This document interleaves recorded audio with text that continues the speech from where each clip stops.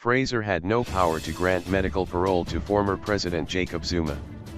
Correctional Services Commissioner Arthur Fraser's decision to grant medical parole to former President Jacob Zuma, which he admitted was against the recommendation of the Medical Parole Advisory Board, was unlawful.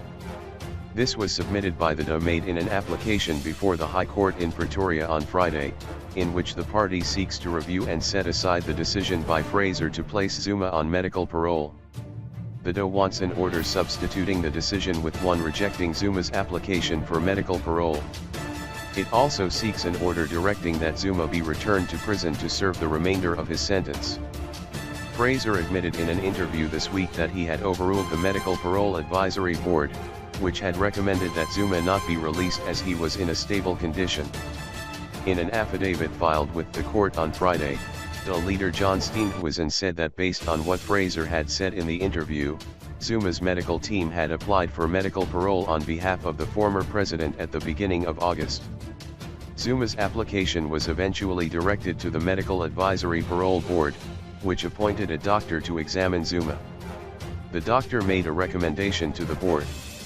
The board recommended that Zuma not be placed on parole on the basis that he was in a stable condition. Steenhuisen said Fraser then decided himself to place Zuma on medical parole against the recommendation of the board.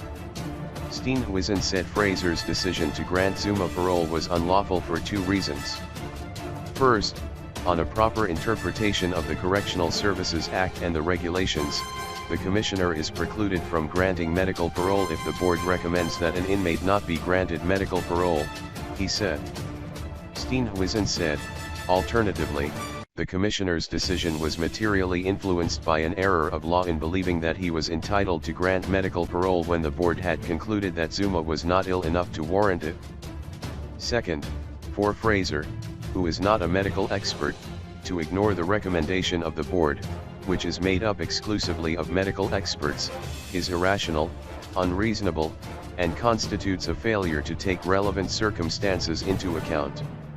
In 2009, after having been in prison for less than 2 years, Sheikh was released from prison on medical parole.